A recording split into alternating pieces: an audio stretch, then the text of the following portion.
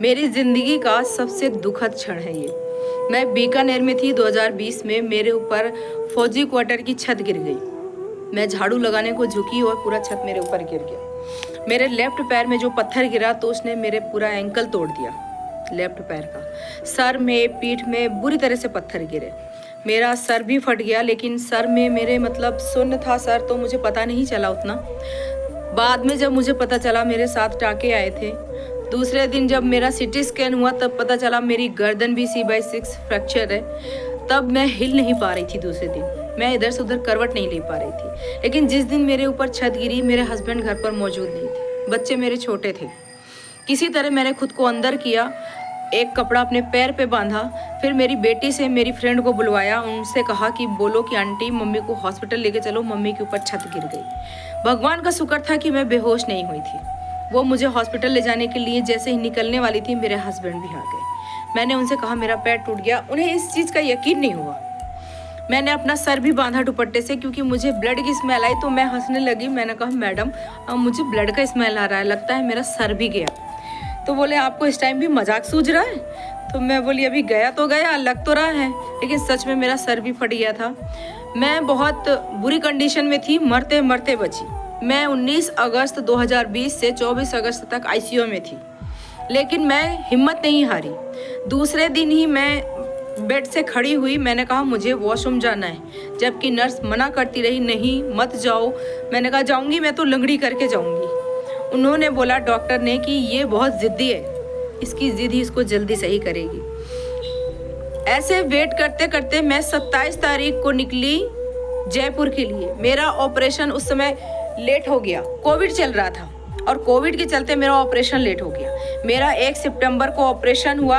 आप ये समझो, जब मैं डिस्चार्ज होके वहाँ से आ रही थी तो वहाँ की जो अफसर थी, कर्नल, उन्होंने बोला मेरे हस्बैंड को कि इसे कहाँ लेके जा रहे हो, ये तो हमारे वर्ल्ड की हीरोइन है।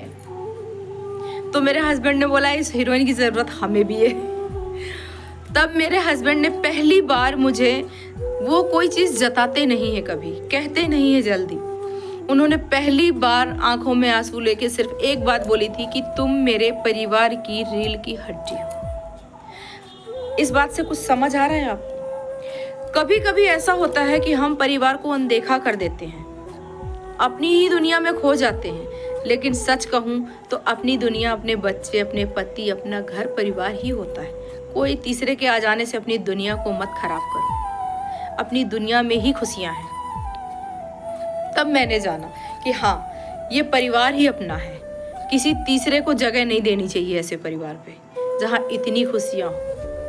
आज आप समझो इस तरह से कि मतलब जो भी इंसान तीसरे को लाता है ना अपने जीवन में, वो सही नहीं करता है, वो अपने परिवार को ख़त्म कर देता है उसमें। जैसे ही किसी तीसरे की एंट्री देता है ना, वो अपने परिवार को ख़त्म कर देता है, वहीं विश्वासघात करता है अपने पति से। पत्नी हो या पति, ये चीज़ दोनों के लिए ही लागू होती है। सीमाएं सबके लिए बनी हुई हैं, एक सीमा तक ही सब कुछ अच्छा लगता है। विश्वास से ही सारे रिश्ते बंधते हैं और टिकते भी हैं। हम ये सचते हैं, संवरते हैं, हम ये खाते पीते हैं। रहने के लिए घर दिया गया है, छत दी गई है, सर ढकने को, तन ढकने को कपड़ा दिया गया है। ये किसने दिया है? हमारे पति ने दिया है ना। ये मैंने चूड़ियाँ पहन रखी हैं, ये किसके दम पे पहनी है? ये किसने पहनाया मुझे? मेरे पति ने ही तो पहनाया ना। ये चैन डाली है गले में सोने की, तो ये मेरे पति ने ही पहनाई है ना, कोई तीसरा तो नहीं ला के दे देगा।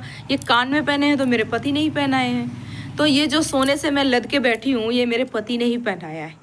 तो पति की इज्जत करो, मान सम्मान करो, किसी तीसरे को अपने जीवन में जगह मत दो। जैसा भी है वो पति है आपका, बस रिश्ता निभाओ अपना। नहीं निभ पा रहा है तो आगे आप देख लो, कानून बनाया गया है इस चीज़ के लिए, लेकिन किसी के साथ विश्वासघात मत करो। परिवार बहुत बड़ी चीज़ होती है, बड़ी मुश्किल से मिलती है, इसे संभालो। जितना विश्वास और प्यार से इसको सींचोगे ना, ये उतना ही फलेगा और फूलेगा। बस इतना ही कहना था मुझे। मैं तो क्या बोलूँ, अभी इतना कुछ सुनती रहती हूँ ना कि दिलो दिमाग में बस एक ही चीज़ चलती रहती है कि किसी का घर ना टूटे, किसी का परिवार ना टूटे, कोई किसी को धोखा ना दे, कोई पति पत्नी कभी अलग ना हो किसी भी तीसरे की वजह से। किसी तीसरे को अपनी ज़िंदगी में जगह मत दो प्लीज़।